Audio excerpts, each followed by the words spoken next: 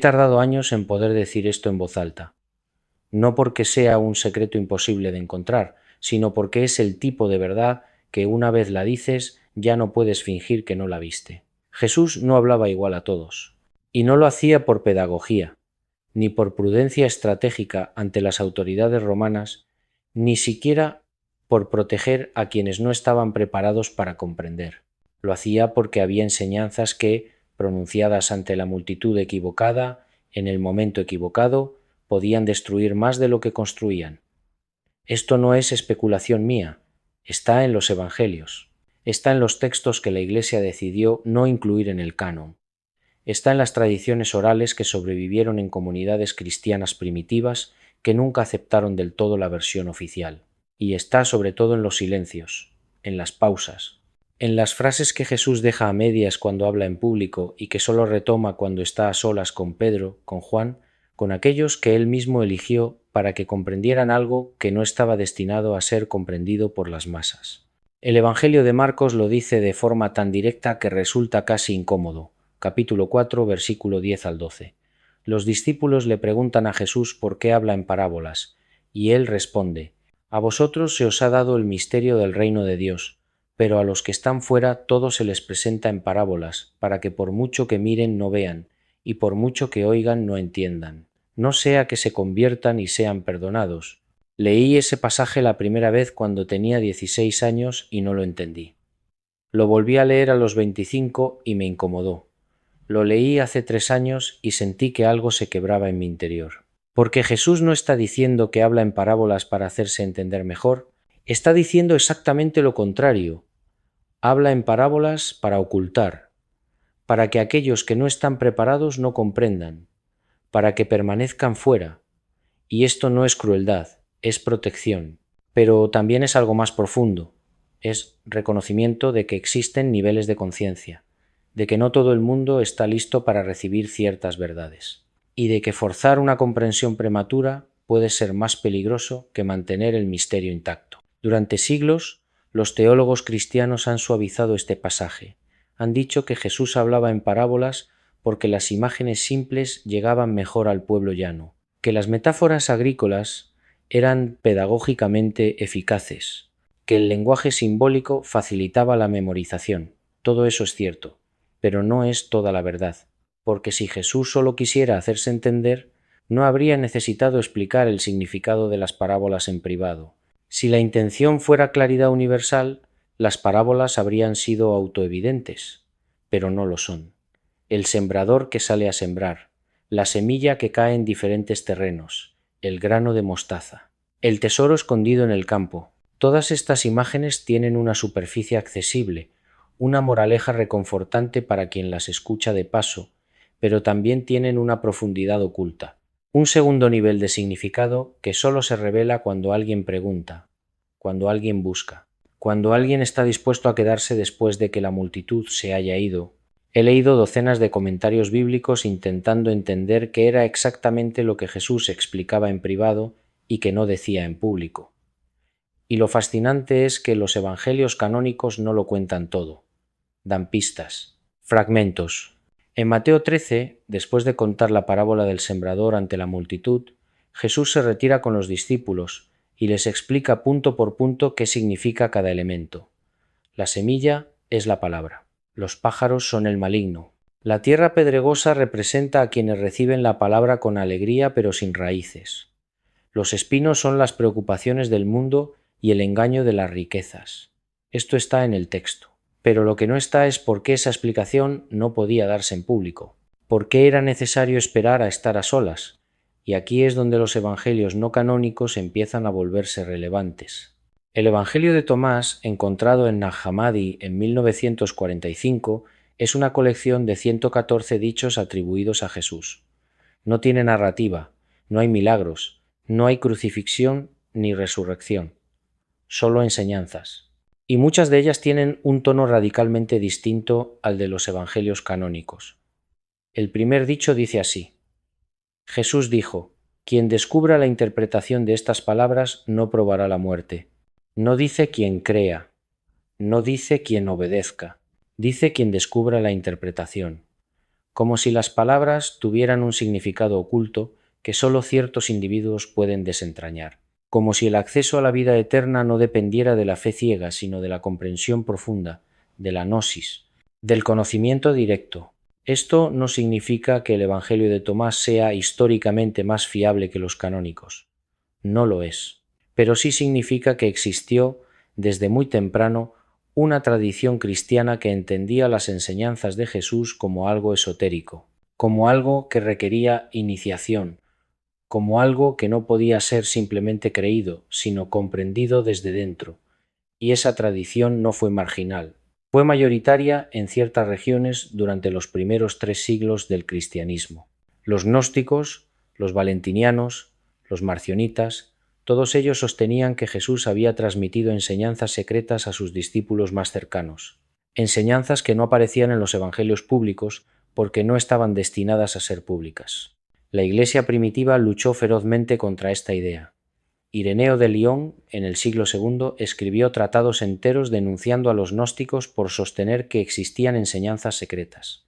Decía que todo lo que Jesús enseñó está en los evangelios canónicos, que no hay misterios reservados para unos pocos, que la salvación es accesible para todos por igual.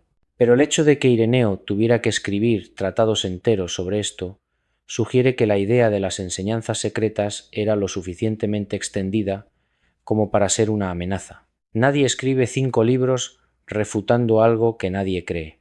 Y lo fascinante es que, incluso en los evangelios canónicos, hay rastros de esa tradición esotérica, rastros que la Iglesia nunca pudo borrar del todo. En el Evangelio de Juan, capítulo 16, versículo 12, Jesús dice a sus discípulos: «Todavía tengo muchas cosas que deciros, pero ahora no las podéis soportar». No dice que no quiere decirlas, dice que ellos no pueden soportarlas, que no están preparados, que hay un límite a lo que pueden comprender en ese momento, y luego promete que el Espíritu de verdad vendrá y los guiará a la verdad completa. Pero ese momento no es ahora, es más tarde, después de la crucifixión, después de la resurrección, después de que algo en ellos se haya transformado lo suficiente como para poder recibir lo que antes no podían recibir. Esto no es pedagogía, es iniciación. Es un proceso de preparación interior que precede a la revelación del conocimiento profundo. He hablado con teólogos ortodoxos sobre este versículo, y la mayoría lo interpretan como una referencia a la venida del Espíritu Santo en Pentecostés. Dicen que lo que Jesús no pudo decir en vida, lo reveló el Espíritu después de su muerte, que la enseñanza completa está contenida en el Nuevo Testamento tal como lo conocemos. Pero esa interpretación solo funciona si asumimos que todo lo que el Espíritu reveló fue escrito y preservado, y no hay ninguna razón para asumir eso. Los mismos evangelios admiten que Jesús hizo muchas cosas que no fueron registradas. Juan termina su evangelio diciendo que si todo lo que Jesús hizo se escribiera, el mundo entero no podría contener los libros. Es una hipérbole, claro, pero también es un reconocimiento de que lo escrito es solo una fracción de lo vivido, de lo enseñado, de lo transmitido.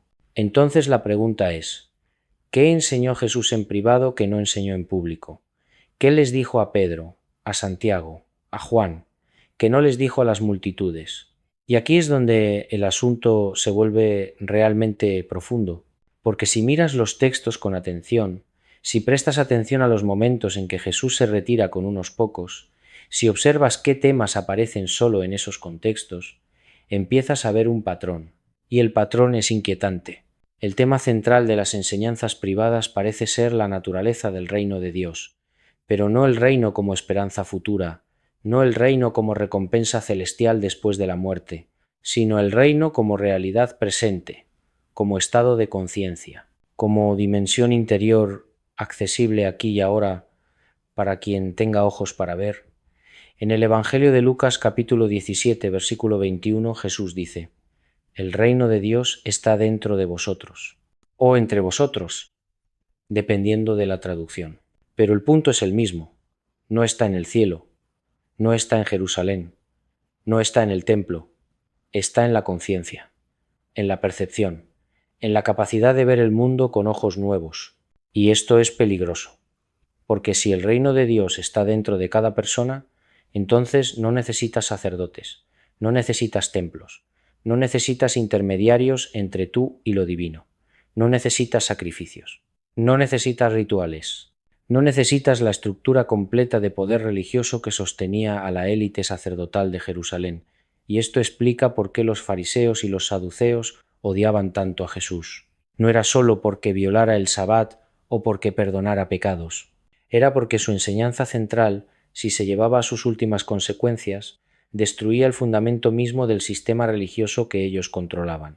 Pero tampoco era seguro decir esto abiertamente ante las multitudes, porque las multitudes no estaban preparadas para asumir la responsabilidad que implica esa enseñanza. Si el reino está dentro de ti, entonces tú eres responsable de encontrarlo. Tú eres responsable de transformar tu conciencia. Tú eres responsable de liberarte de las cadenas interiores que te mantienen ciego. Y la mayoría de la gente no quiere esa responsabilidad. La mayoría de la gente prefiere que le digan qué hacer. Prefiere que le den reglas claras. Prefiere que le prometan un reino futuro a cambio de obediencia presente, porque eso es más fácil, es más seguro. No requiere transformación interior. Solo requiere conformidad exterior. Jesús lo sabía, y por eso hablaba en parábolas, porque las parábolas tienen dos niveles, un nivel superficial que consuela a las masas y un nivel profundo que desafía a los buscadores. La parábola del sembrador, por ejemplo. En su nivel superficial es una historia sobre la importancia de tener buena tierra para que la semilla crezca. Es una exhortación moral a ser receptivo a la palabra de Dios. Pero en su nivel profundo es una descripción de los diferentes estados de conciencia humana. Hay personas que escuchan la palabra y no la entienden en absoluto. Hay personas que la entienden superficialmente, pero carecen de raíces, de estructura interior, y por eso la abandonan en cuanto encuentran dificultad. Hay personas que la entienden, pero están tan enredadas en las preocupaciones del mundo que no pueden vivir desde ella. Y hay personas cuya conciencia está preparada, cuya tierra interior está lista, y en ellas la palabra produce fruto. No porque sean moralmente superiores, sino porque han hecho el trabajo interior necesario para que la transformación sea posible. Y esto es lo que Jesús explicaba en privado, que el obstáculo no está fuera, está dentro, que el problema no es la falta de información, es la falta de preparación interior, que puedes escuchar las palabras correctas 1000 veces y no comprenderlas, no porque las palabras sean oscuras, sino porque tú no estás listo, porque tu conciencia está atrapada en patrones de pensamiento que te impiden ver, y esos patrones no se rompen con más información, se rompen con trabajo interior, con observación de uno mismo, con desmantelamiento de las estructuras mentales que te mantienen dormido. En el Evangelio de Marcos, capítulo 4, versículo 33, dice algo muy revelador. Con muchas parábolas como estas les hablaba la palabra, conforme a lo que podían oír, y sin parábolas no les hablaba, pero cuando estaba a solas con sus propios discípulos, se lo explicaba todo, conforme a lo que podían oír. Esa frase es clave. Jesús no hablaba más allá de lo que las personas podían escuchar, y la capacidad de escuchar no es solo una cuestión de inteligencia, es una cuestión de preparación interior, de apertura, de disposición a cuestionar las propias certezas. La mayoría de la gente no tiene esa disposición, no porque sean tontos o malvados, sino porque vivir desde la certeza es más cómodo que vivir desde la pregunta.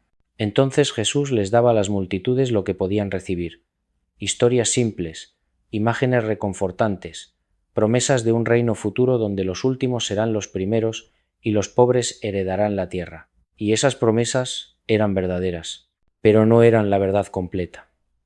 La verdad completa era más exigente, más radical, más peligrosa, y sólo se la confiaba a quienes habían demostrado, no con palabras sino con su forma de vivir, que estaban dispuestos a pagar el precio de la comprensión profunda.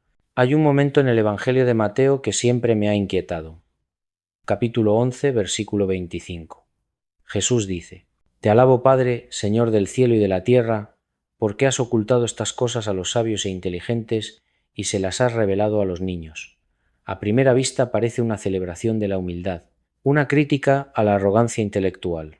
Pero si lo lees despacio, lo que Jesús está diciendo es que hay cosas que están ocultas deliberadamente, que no todo el mundo puede verlas, que la revelación no es universal sino selectiva, y que los criterios de selección no son los que esperaríamos. No son los sabios ni los inteligentes quienes reciben la revelación, son los niños los que tienen la mente abierta, los que no están atrapados en sistemas de pensamiento rígidos, los que todavía pueden asombrarse. Y esto conecta con algo que Jesús dice repetidamente: si no os hacéis como niños, no entraréis en el reino de los cielos. Durante mucho tiempo pensé que esto se refería a la inocencia moral, a la pureza, pero no es eso. Se refiere a la flexibilidad de la conciencia. Un niño no tiene opiniones fijas sobre cómo funciona el mundo. Un niño está abierto a la maravilla. Un niño puede cambiar de perspectiva en un instante. Y esa es la cualidad que se necesita para comprender lo que Jesús enseñaba en privado. No pureza moral, sino apertura mental, capacidad de soltar las viejas formas de ver, disposición a morir y renacer en la comprensión. Los evangelios gnósticos hacen esto aún más explícito. En el Evangelio de Felipe, uno de los textos encontrados en Nag Hammadi, hay un pasaje que dice: la luz y la oscuridad, la vida y la muerte, la derecha y la izquierda, son hermanos unos de otros. No pueden separarse. Por eso el bien no es bueno, ni el mal es malo, ni la vida es vida, ni la muerte es muerte. Esto suena a herejía para la ortodoxia cristiana, porque la ortodoxia necesita dualidades claras: bien contra mal, Dios contra Satanás, salvación contra condenación. Pero lo que este texto gnóstico sugiere es que esas dualidades son construcciones mentales, que la realidad profunda está más allá de ellas, que ver el mundo en términos de opuestos es todavía ver el mundo desde la ignorancia. Y hay ecos de esto en los evangelios canónicos. En el Sermón del Monte Jesús dice: amad a vuestros enemigos, bendecid a los que os maldicen, haced bien a los que os odian, orad por los que os ultrajan y os persiguen. Esto no es solo una exhortación moral, es una invitación a trascender la dualidad. Porque si amas a tu enemigo, la categoría de enemigo deja de tener sentido. Si bendices a quien te maldice, la maldición pierde su poder. Si haces bien a quien te odia, el odio se disuelve. Jesús no está proponiendo una ética de sacrificio masoquista. Está proponiendo una transformación de la conciencia tan radical que las categorías mismas de amigo y enemigo, de bien y mal, empiezan a colapsar. Pero esto no se puede enseñar a las masas, porque las masas necesitan enemigos, necesitan el consuelo de saber que están del lado correcto, necesitan creer que Dios está de su parte y que sus adversarios están condenados. Si les quitas eso, les quitas su identidad, les quitas su sentido de propósito, les quitas la estructura moral que da sentido a sus vidas, y entonces se vuelven contra ti. Por eso Jesús fue crucificado, no porque dijera cosas bonitas sobre el amor, sino porque su enseñanza profunda, si se comprendía de verdad, amenazaba con desmantelar las estructuras de poder, tanto políticas como religiosas, que mantenían el orden social. Los discípulos mismos tardaron años en empezar a comprender esto, y algunos nunca lo comprendieron del todo. Pedro, por ejemplo, sigue siendo retratado en los evangelios como alguien que no entiende, que se escandaliza cuando Jesús dice que debe sufrir y morir, que niega a Jesús 3 veces, que necesita una visión dramática años después para aceptar que el Evangelio es también para los gentiles.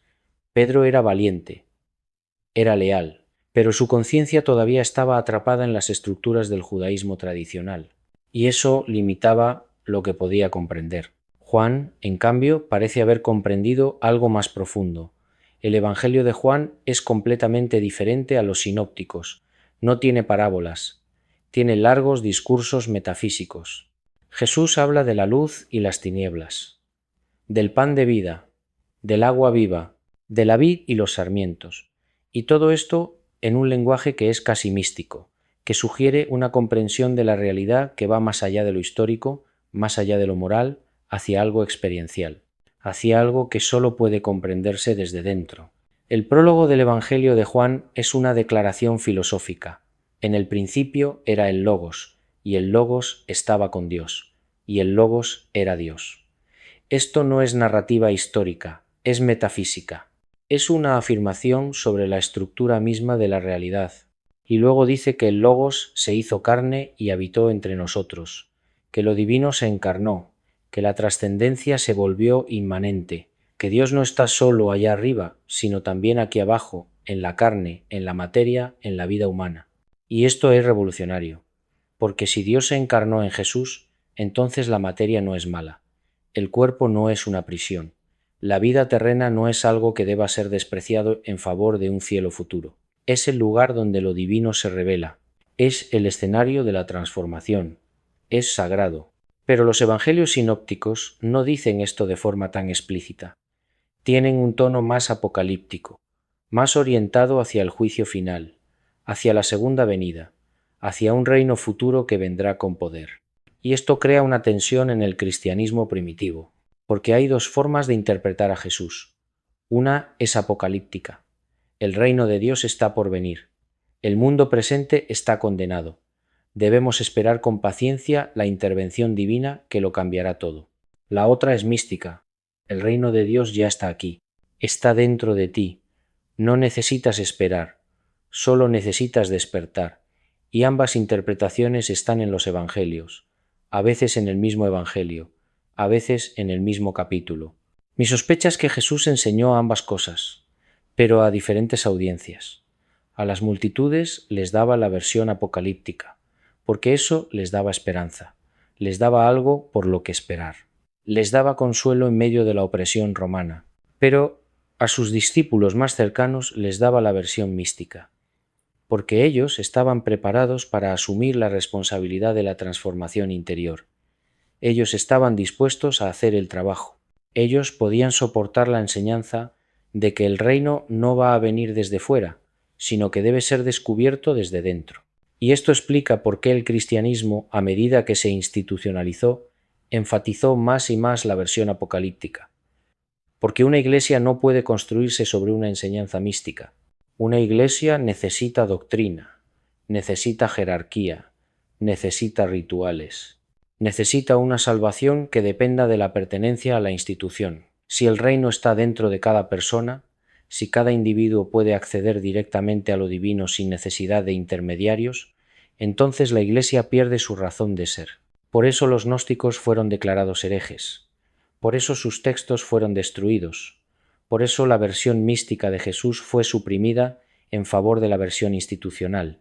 Pero los rastros permanecieron en los márgenes de los evangelios canónicos, en las tradiciones místicas que sobrevivieron en los monasterios del desierto, en los escritos de los padres orientales como Gregorio de Nisa o Máximo el Confesor, que hablaban de la divinización del ser humano, de la teosis, de la participación en la naturaleza divina, en los místicos medievales como Meister Eckhart o Juan de la Cruz, que hablaban de la unión directa con Dios sin necesidad de mediación eclesiástica.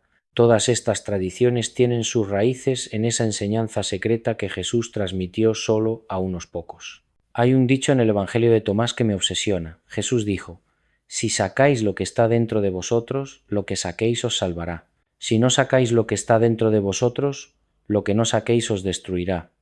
Esto es aterrador, porque lo que está diciendo es que la salvación no viene de fuera, no viene de creer las doctrinas correctas, no viene de pertenecer a la comunidad correcta, no viene de realizar los rituales correctos, viene de sacar a la luz lo que ya está dentro de ti, de actualizar el potencial divino que yace latente en tu conciencia. Y si no lo haces, si lo reprimes, si lo niegas, entonces eso mismo que reprimiste se volverá contra ti y te destruirá desde dentro. Esto es psicología profunda, pero también es espiritualidad profunda, porque lo que está dentro de ti no es solo tu sombra personal, tus traumas, tus miedos, es también tu verdadera naturaleza, tu conexión con lo divino, tu identidad más allá del ego. Y si no la sacas a la luz, si vives toda tu vida identificado solo con tu yo superficial, entonces morirás sin haber conocido quién eres realmente. Y eso es la condenación, no un castigo externo impuesto por un Dios iracundo, sino la tragedia de haber vivido sin despertar. Y esto también es lo que Jesús explicaba en privado, que la condenación no es lo que Dios te hace, es lo que tú te haces a ti mismo al permanecer dormido, que el infierno no es un lugar al que vas después de morir, es el estado de separación interior en el que vives ahora, cuando estás desconectado de tu verdadera naturaleza, que la salvación no es un boleto al cielo, es el despertar a la realidad de lo que siempre has sido pero no sabías que eras. En el Evangelio de Juan, Jesús dice: «Yo y el Padre somos uno», y los judíos toman piedras para apedrearlo, acusándolo de blasfemia, porque para ellos un ser humano que afirma ser uno con Dios está cometiendo el pecado supremo. Pero Jesús responde citando el Salmo 82. No está escrito en vuestra ley, yo dije, dioses sois.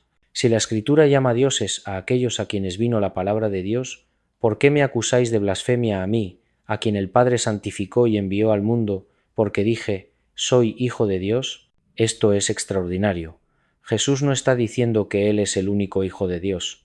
Está diciendo que la Escritura misma llama dioses a todos aquellos a quienes viene la palabra de Dios. Está diciendo que la divinidad no es algo exclusivo de Él, es algo potencial en todos. La diferencia es que Él lo ha actualizado. Él ha realizado esa unión. Él ha llegado al punto donde puede decir, yo y el Padre somos uno, y estar diciendo la verdad. Pero la implicación es que otros también pueden llegar a ese punto, que esa es la meta de la vida espiritual. No adorar a Jesús desde lejos, sino seguir su camino hasta llegar al mismo lugar donde Él llegó. Y esto es lo que la Iglesia institucional nunca pudo tolerar. Porque si Jesús no es único, si su divinidad no es exclusiva, entonces el cristianismo pierde su reclamo de superioridad absoluta sobre otras tradiciones espirituales. Si Jesús es simplemente alguien que realizó plenamente su naturaleza divina y está mostrando el camino para que otros hagan lo mismo, entonces el cristianismo no es la única religión verdadera, es un camino entre otros. Un camino válido, sí. Profundo, sí, pero no el único.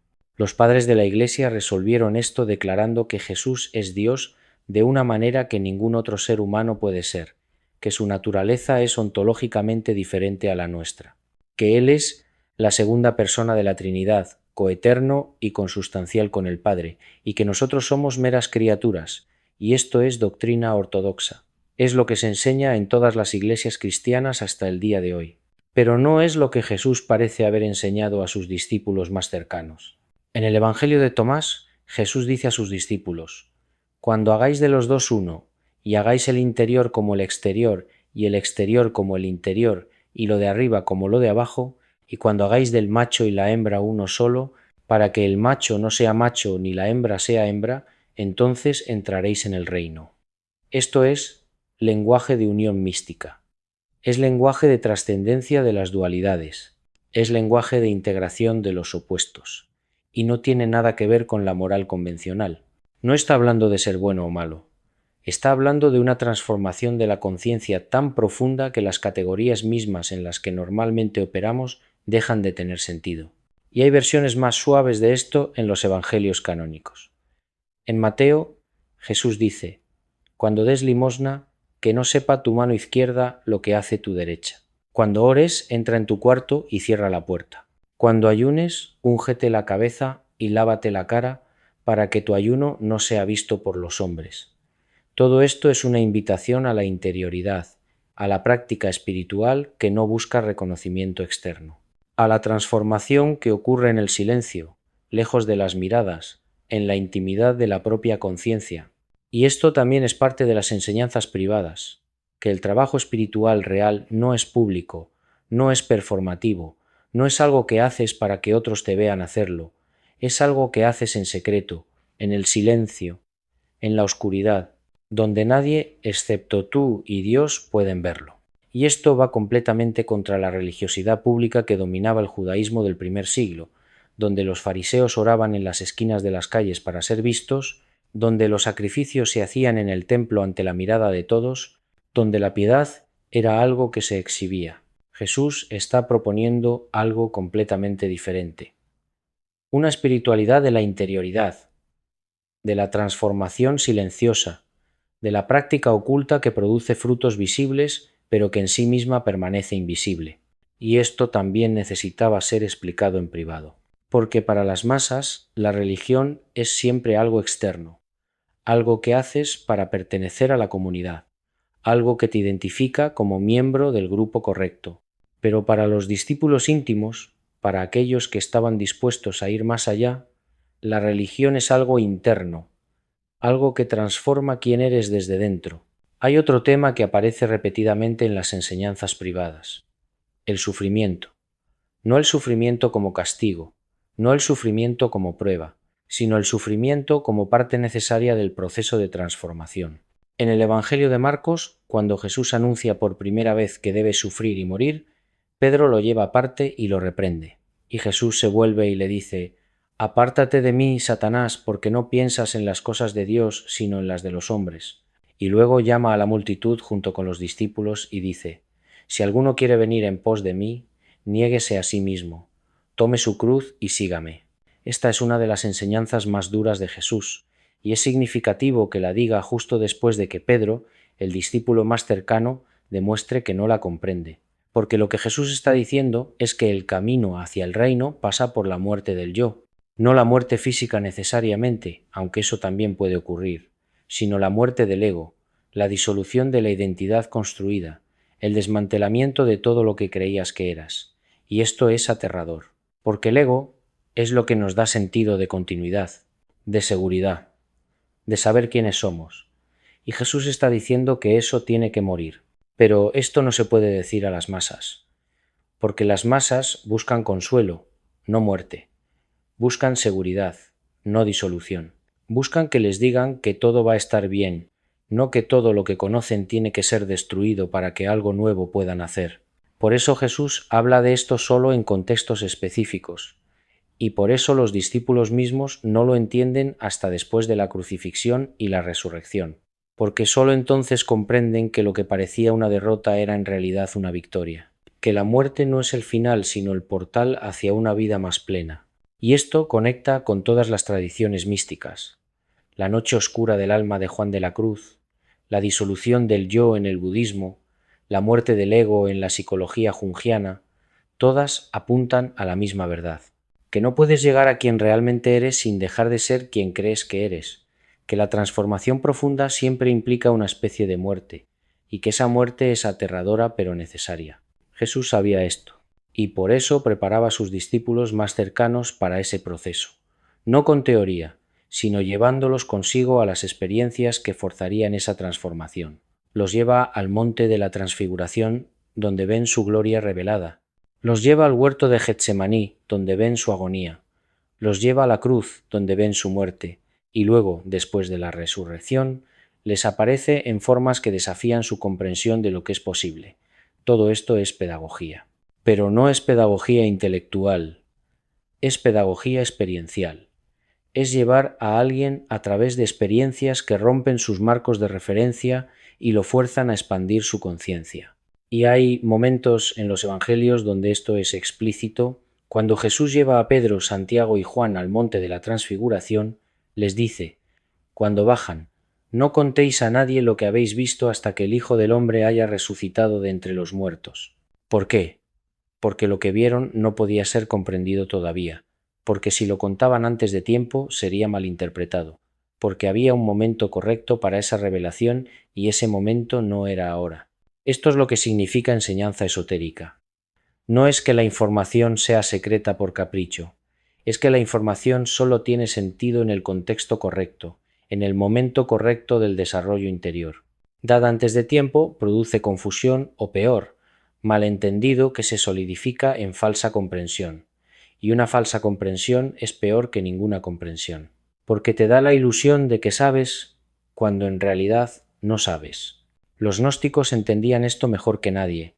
Hablaban de diferentes niveles de cristianos: los sílicos, que solo pueden comprender la religión de forma material y literal; los psíquicos, que pueden comprender la dimensión moral y emocional; y los neumáticos, los espirituales, que pueden comprender la dimensión mística y directa. Y no veían esto como una jerarquía de valor moral, lo veían como una jerarquía de desarrollo de conciencia. No es que los sílicos sean malos y los neumáticos buenos, es que están en diferentes etapas del camino, y lo que es apropiado para uno es inapropiado para otro. La Iglesia rechazó esto por elitista. Dijo que todos los cristianos son iguales ante Dios, que todos tienen acceso a la misma salvación, que no hay jerarquías espirituales. Y esto es políticamente correcto, pero no es verdad. Hay personas que viven toda su vida en la superficie, y hay personas que se sumergen en las profundidades, y pretender que ambos están en el mismo lugar es negar la realidad observable. No todos los cristianos tienen la misma profundidad de comprensión. No todos han hecho el mismo trabajo interior, y no todos están dispuestos a pagar el precio que la comprensión profunda requiere. Jesús sabía esto, y por eso enseñaba en niveles. A las multitudes les daba las parábolas, a los discípulos les explicaba las parábolas. Pero a los discípulos más cercanos, a Pedro, Santiago y Juan, les daba algo más. Los llevaba aparte, los llevaba al monte, los llevaba a experiencias que los otros no tenían. Y esto no era favoritismo, era reconocimiento de que estos tres estaban más avanzados en el camino, que podían soportar más, que estaban dispuestos a ir más lejos. Y luego está el discípulo amado, el que aparece en el Evangelio de Juan, el que se recuesta sobre el pecho de Jesús en la última cena, el que está junto a la cruz cuando los otros han huido, el que llega primero a la tumba vacía, el que reconoce a Jesús resucitado en la orilla del lago. La tradición identifica a este discípulo con Juan, pero el Evangelio nunca lo nombra, simplemente lo llama el discípulo a quien Jesús amaba. Y hay algo deliberadamente misterioso en esto, como si el autor quisiera sugerir que este discípulo representa algo, una forma de relación con Jesús que va más allá de la relación ordinaria de maestro y alumno, una intimidad, una comprensión, una unión. Algunos intérpretes han sugerido que el discípulo amado no es una persona histórica, sino un símbolo que representa al lector ideal, al discípulo que comprende, al que está lo suficientemente cerca como para escuchar el latido del corazón de Jesús, y si esto es correcto, entonces el Evangelio de Juan está invitando a cada lector a convertirse en ese discípulo, a acercarse tanto que puedas escuchar el latido, a amar tanto que puedas comprender lo que las palabras no pueden decir. Y esto es lo que las enseñanzas privadas requieren. No solo atención intelectual, sino amor, sino intimidad, sino la disposición a acercarse tanto que las barreras entre maestro y discípulo empiecen a disolverse. Jesús lo dice explícitamente en el Evangelio de Juan. Ya no os llamo siervos, porque el siervo no sabe lo que hace su señor. Os he llamado amigos, porque todo lo que oí de mi Padre os lo he dado a conocer. Esto es una declaración de igualdad, de que la relación ha cambiado, de que los discípulos han pasado de ser seguidores a ser compañeros, de ser estudiantes a ser colegas. Y lo que esto implica es que las enseñanzas profundas de Jesús no estaban destinadas a crear una jerarquía permanente. Estaban destinadas a hacer que los discípulos llegaran al mismo lugar donde él estaba, a que realizaran la misma comprensión, a que despertaran a la misma conciencia. Y una vez que llegaran ahí, ya no serían discípulos, serían amigos, iguales, compañeros en el reino. Pero esto nunca sucedió a gran escala, porque la mayoría de los cristianos nunca llegaron a ese punto, se quedaron en el nivel de siervos, de creyentes, de seguidores, y la Iglesia institucional se construyó sobre esa base, sobre la idea de que hay una jerarquía permanente, que hay personas que saben más, que hay una autoridad que debe ser obedecida, que hay mediadores necesarios entre tú y Dios. Y todo esto es completamente contrario a lo que Jesús enseñaba en privado. He pasado años intentando reconstruir qué exactamente enseñaba Jesús a ese círculo íntimo. Y lo que he encontrado en los textos canónicos, en los no canónicos, en las tradiciones místicas posteriores, en los silencios reveladores, es algo coherente. Una visión de la realidad que es mística, no dogmática, experiencial, no doctrinal, transformadora, no meramente informativa, y radicalmente igualitaria en su meta, aunque selectiva en su aplicación. La enseñanza central parece ser esta. El reino de Dios no es un lugar, es un estado de conciencia. No está en el futuro, está disponible ahora, no está fuera de ti, está dentro de ti. Pero acceder a él requiere una transformación radical. Requiere la muerte del ego, requiere la disolución de las identidades construidas, requiere soltar todas las certezas, requiere vivir desde la pregunta, no desde la respuesta. Y esto no es para todos. No porque algunos sean mejores que otros, sino porque no todos están dispuestos a pagar el precio. Y el precio es alto, es la vida misma, es todo lo que creías que eras, es todas las historias que te contaste sobre quién eres y por qué tu vida tiene sentido, es todas las pertenencias, todas las afiliaciones, todas las identidades grupales, todo lo que te da seguridad debe ser puesto sobre la mesa. y esto es aterrador, porque no sabes qué habrá del otro lado, no sabes quién serás cuando todo eso desaparezca. Solo confías en que lo que surja será más verdadero que lo que perdiste. Jesús lo vivió. Murió en una cruz, abandonado incluso por Dios según su propio grito. Dios mío, ¿por qué me has abandonado? Y 3 días después resucitó, pero no como el mismo hombre, como algo nuevo, como algo transfigurado, como alguien que había atravesado la muerte y salido del otro lado. Y lo que les estaba enseñando a sus discípulos más cercanos es que ese mismo proceso está disponible para ellos, no literalmente. No necesitas morir físicamente, pero sí necesitas morir espiritualmente y luego renacer. Y esto es lo que Pablo comprendió. Pablo nunca conoció a Jesús en vida, pero tuvo una experiencia directa de Cristo resucitado en el camino a Damasco, y esa experiencia lo transformó completamente, de perseguidor de cristianos a apóstol, y lo que Pablo enseña en sus cartas es exactamente esto, que hemos sido crucificados con Cristo, que ya no vivimos nosotros, sino Cristo en nosotros, que hemos muerto al viejo yo y hemos resucitado a una nueva vida. Y esto no es metáfora. Para Pablo esto es experiencia real, es transformación real, es muerte y renacimiento reales en el nivel de la conciencia. Y Pablo también habla de diferentes niveles de enseñanza. En la primera carta a los Corintios dice: Hermanos, no pude hablaros como a espirituales, sino como a carnales, como a niños en Cristo. Os di a beber leche, no alimento sólido, porque no lo podíais soportar, ni aun ahora podéis. Lo mismo que Jesús. Hay enseñanzas básicas que se dan a todos, y hay enseñanzas profundas que solo se dan a quienes están preparados. Y la preparación no es cuestión de tiempo, es cuestión de transformación interior. Entonces la pregunta es: ¿dónde están esas enseñanzas profundas? Si Jesús las transmitió a sus discípulos más cercanos, si Pablo las conocía y las enseñaba a algunos, ¿dónde quedaron registradas? Y la respuesta es que no quedaron registradas de forma sistemática, porque las enseñanzas más profundas no se pueden escribir, no se pueden reducir a palabras, solo se pueden transmitir de maestro a discípulo en el contexto de una relación viva. Solo se pueden comprender cuando la conciencia del discípulo se ha expandido lo suficiente como para poder recibirlas. Esto no es ocultismo, esto es pedagogía espiritual básica. Puedes leer 1000 libros sobre la iluminación y no comprender nada, porque la iluminación no es información, es transformación.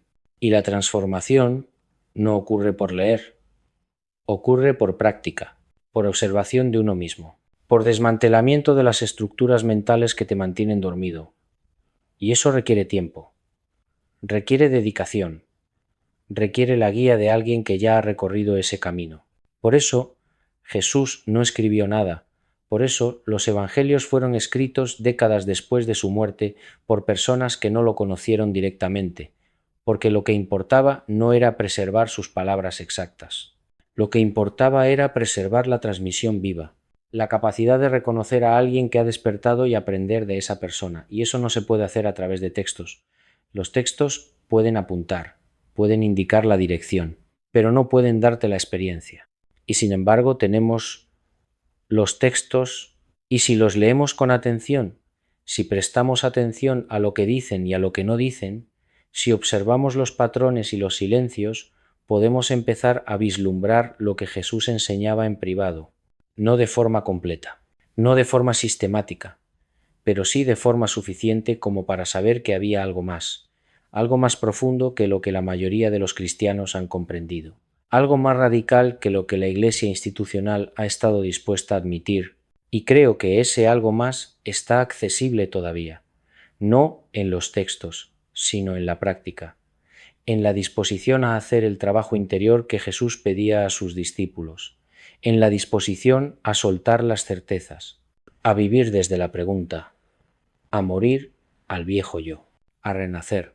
Y esto no requiere ser cristiano en el sentido institucional, no requiere aceptar doctrinas, no requiere pertenecer a ninguna iglesia, solo requiere sinceridad, solo requiere la disposición a ir hasta el fondo, a no detenerse en las respuestas fáciles, a seguir preguntando hasta que algo se quiebre en tu interior y empieces a ver con ojos nuevos. Hay un pasaje en el Evangelio de Lucas que siempre me ha conmovido. Dos discípulos van caminando hacia Emaús después de la crucifixión. Están tristes, están confundidos. Su maestro ha muerto y con él todas sus esperanzas. Y Jesús resucitado se les aparece pero no lo reconocen. Camina con ellos. Les pregunta de qué hablan y ellos le cuentan toda la historia. Y Jesús les explica las Escrituras. Les muestra cómo todo lo que sucedió era necesario, cómo el Mesías tenía que sufrir para entrar en su gloria. Y cuando llegan a su destino, lo invitan a quedarse. Y en la mesa, cuando Jesús parte el pan, de repente lo reconocen. Y en ese mismo instante, desaparece. Este pasaje es una descripción perfecta del proceso de comprensión profunda. Caminas con la verdad sin reconocerla. Escuchas las palabras correctas sin entenderlas. Pero algo en ti resuena. Algo en ti siente que hay más de lo que puedes ver. Y sigues caminando. Sigues escuchando. Hasta que de repente, en un momento de intimidad, de compartir el pan, de simple presencia, algo se abre. Y ves, y comprendes, y en ese momento la forma externa ya no importa. La presencia física de Jesús desaparece porque ya no la necesitas, porque ahora Él vive dentro de ti, porque la comprensión externa se ha vuelto comprensión interna.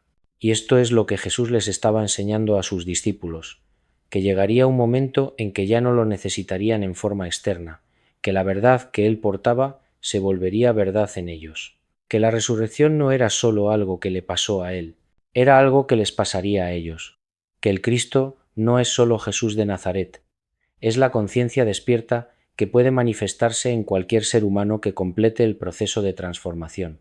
Y esto es herejía para la ortodoxia, porque la ortodoxia necesita que Jesús sea único, necesita que la salvación dependa exclusivamente de Él, necesita que haya una diferencia ontológica absoluta entre Jesús y el resto de nosotros. Porque si esa diferencia no existe, entonces la Iglesia pierde su autoridad, pierde su reclamo de ser el único canal de salvación, pierde su poder. Pero creo que Jesús no vino a fundar una iglesia, vino a mostrar un camino.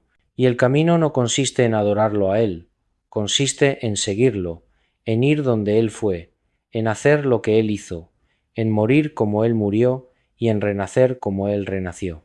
Y si esto es correcto, entonces el cristianismo que conocemos es sólo una sombra del cristianismo que Jesús enseñó a sus discípulos más cercanos.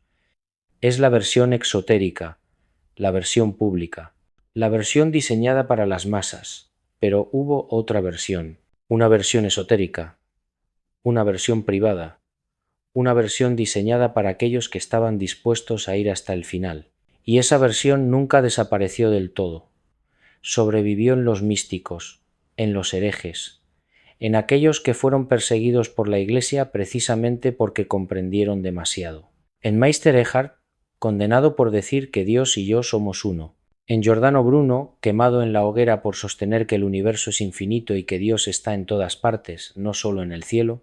En los cátaros, masacrados por creer que cada persona puede acceder directamente a lo divino sin necesidad de sacerdotes. En los cuáqueros, perseguidos por sostener que hay una luz interior en cada persona. En todos aquellos que, a lo largo de la historia, comprendieron que lo que Jesús enseñaba en privado era más radical, más peligroso, más transformador que lo que la Iglesia estaba dispuesta a admitir, y ahora, 2000 años después, creo que ha llegado el momento de recuperar esas enseñanzas, no para crear una nueva Iglesia, no para fundar una nueva secta, sino para reconocer que la transformación interior que Jesús proponía sigue siendo posible, sigue siendo necesaria y sigue siendo peligrosa. Porque si suficientes personas despiertan, si suficientes personas realizan su propia divinidad, si suficientes personas dejan de depender de las estructuras externas de poder y autoridad, entonces esas estructuras colapsan. Y eso asusta a quienes se benefician de esas estructuras. Por eso las enseñanzas privadas fueron suprimidas. Por eso los textos gnósticos fueron destruidos. Por eso los místicos fueron perseguidos, no porque estuvieran equivocados, sino porque tenían razón, y su verdad era demasiado peligrosa para ser permitida. porque amenazaba con liberar a la gente, y la gente libre no puede ser controlada. Pero ahora vivimos en una época diferente. Los textos que fueron escondidos están siendo redescubiertos. Las tradiciones que fueron suprimidas están siendo recuperadas. Y cada vez más personas están preguntándose si hay algo más allá de la versión oficial del cristianismo. Si Jesús realmente enseñó lo que la Iglesia dice que enseñó, o si hubo algo más profundo, algo más radical, algo que fue deliberadamente ocultado o malinterpretado. Y creo que la respuesta es sí, hubo algo más. Y ese algo más es lo que Jesús explicaba a su círculo íntimo, no a la multitud, porque la multitud no estaba preparada, porque la multitud buscaba milagros, no transformación, porque la multitud quería un Mesías que los liberara de los romanos, no un maestro que los liberara de sí mismos. Y Jesús les dio lo que podían recibir: esperanza, consuelo, promesas de un reino futuro. Pero a aquellos que estaban dispuestos a ir más lejos, les dio algo completamente diferente. Les dio la llave del reino presente, la llave de la transformación interior, la llave de la muerte y el renacimiento.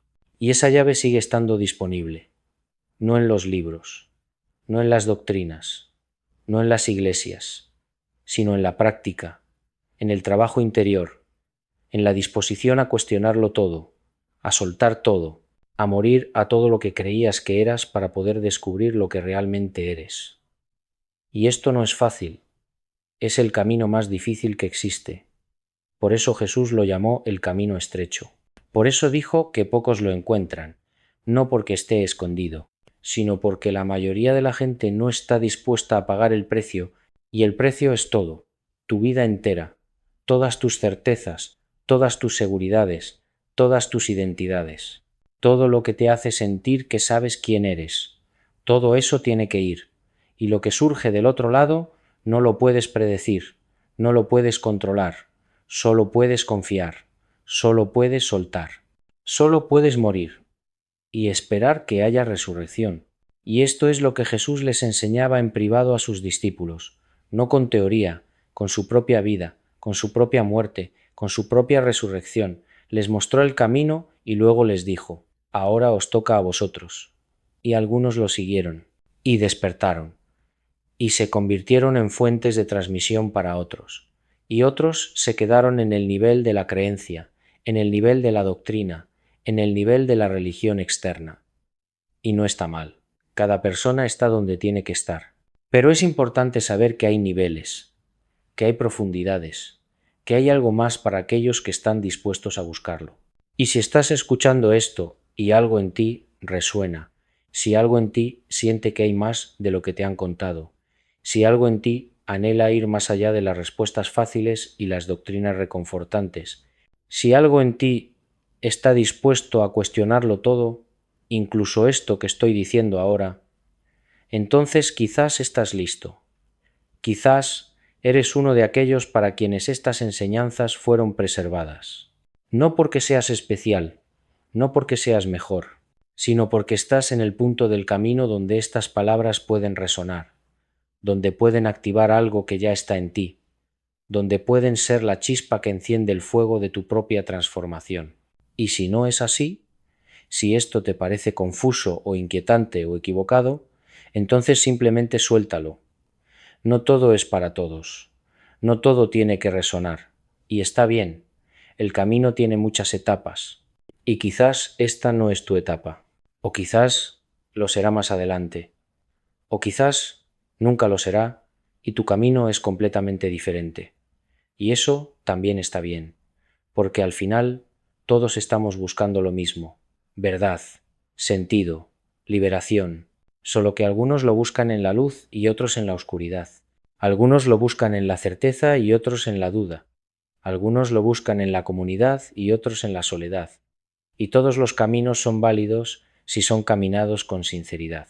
Pero creo que es importante saber que hubo algo más, que Jesús no solo enseñó lo que aparece en los sermones dominicales, que hubo una dimensión de su enseñanza que fue deliberadamente reservada para unos pocos, no por elitismo, sino por protección, porque hay verdades que pronunciadas antes de tiempo pueden hacer más daño que bien, verdades que requieren preparación para ser comprendidas sin ser malinterpretadas.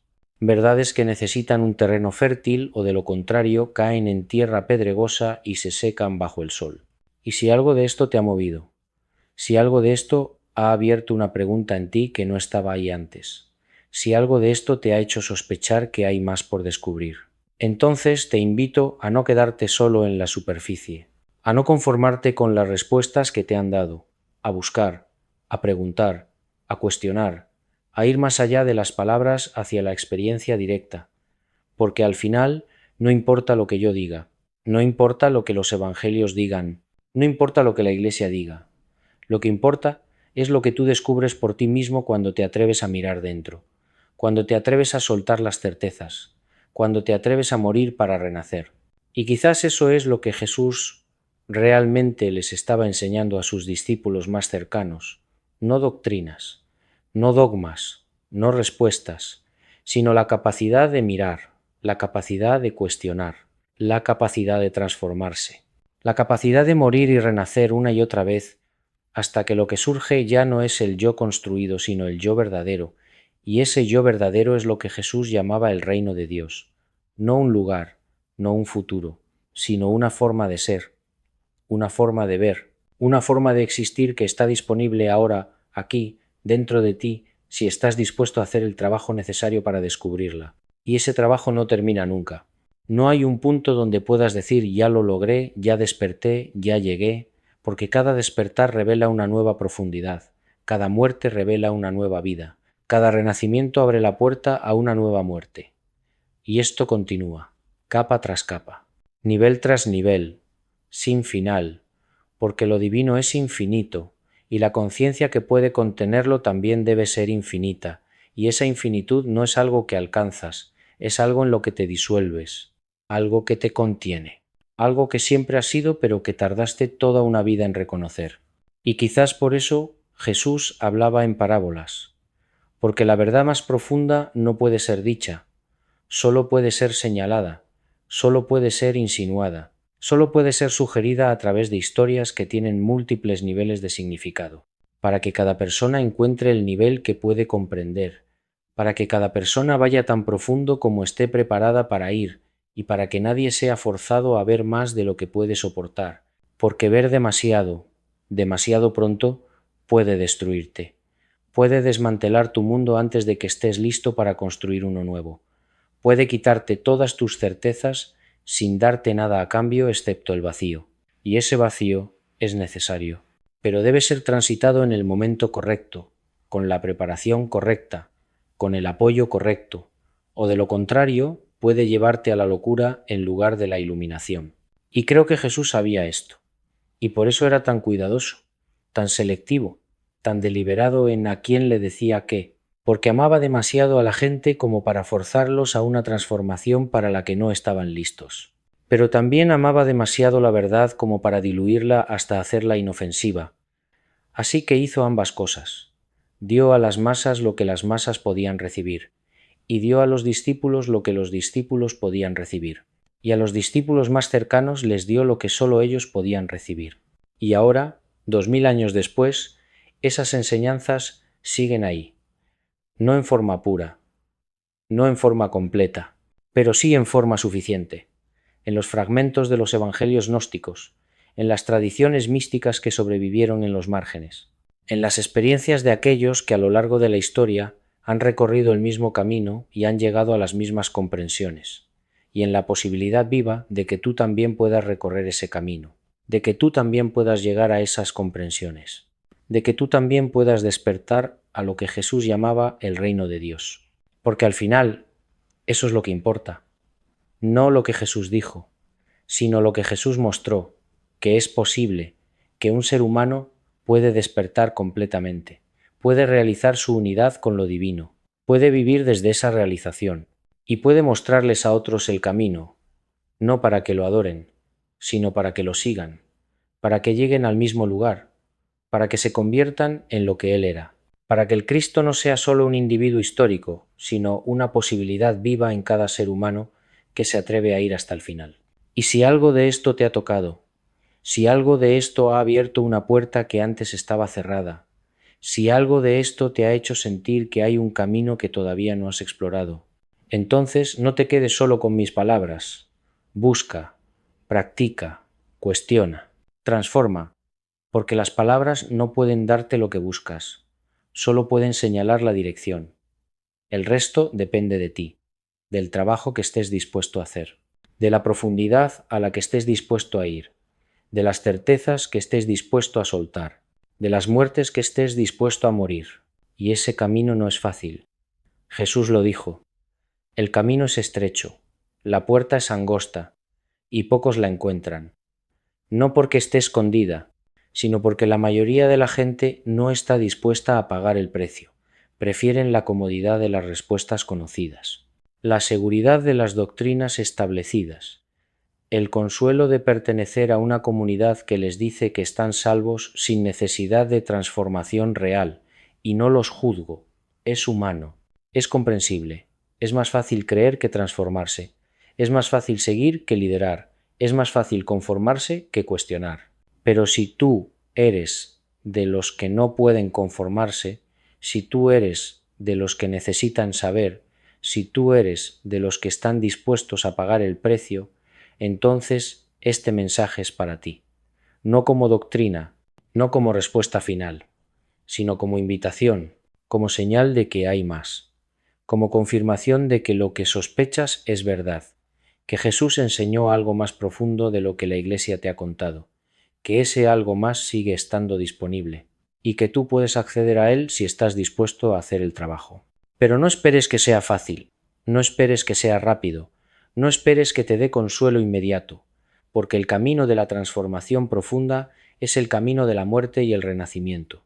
Y la muerte siempre duele, siempre asusta, siempre te hace dudar si valía la pena.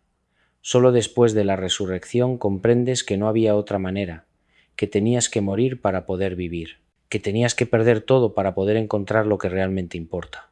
Y eso es lo que Jesús les estaba enseñando a su círculo íntimo, no cómo evitar la muerte, sino cómo atravesarla, cómo rendirse a ella, cómo confiar en que del otro lado hay resurrección. Y esa es la enseñanza más difícil de todas, porque no puedes entenderla hasta que la vives, no puedes creerla hasta que la experimentas, no puedes transmitirla hasta que la encarnas, y por eso no podía ser dicha a las multitudes, porque las multitudes no estaban dispuestas a vivir eso, solo querían escuchar que todo iba a estar bien, que Dios los amaba, que sus enemigos serían castigados, que ellos serían recompensados. Y Jesús les daba eso, porque eso era lo que podían recibir. Pero a los que estaban dispuestos a ir más allá, a los que estaban dispuestos a cuestionarlo todo, a los que estaban dispuestos a perderlo todo, a esos les daba la verdad completa. Y la verdad completa es que el reino de Dios está dentro de ti, que no necesitas esperar a morir para entrar en él, que no necesitas sacerdotes, ni templos, ni rituales, que solo necesitas despertar, solo necesitas ver con ojos nuevos, solo necesitas morir al viejo yo y renacer, y eso no es fácil, pero es posible. Jesús lo demostró, los místicos lo han demostrado, y tú también puedes demostrarlo si estás dispuesto a pagar el precio. Y el precio es tu vida entera, no en el sentido de sacrificio externo, sino en el sentido de transformación interna. Tu vida entera debe ser puesta sobre el altar, todo lo que eres, todo lo que crees, todo lo que te da seguridad, todo eso debe ser ofrecido. Y luego debes esperar, en el vacío, en la oscuridad, en la incertidumbre, sin saber si algo surgirá del otro lado, solo confiando, solo rindiéndote, solo muriendo. Y si tienes el valor de hacer eso, si tienes la sinceridad de ir hasta el final, entonces quizás descubrirás lo que Jesús les enseñaba a su círculo íntimo, no como doctrina que yo te pueda transmitir, sino como experiencia directa que surge desde dentro de ti, como conocimiento que no viene de fuera, sino de lo más profundo de tu ser, como despertar que no puedes forzar pero que ocurre cuando estás listo, cuando has hecho el trabajo, cuando has muerto lo suficiente como para poder renacer.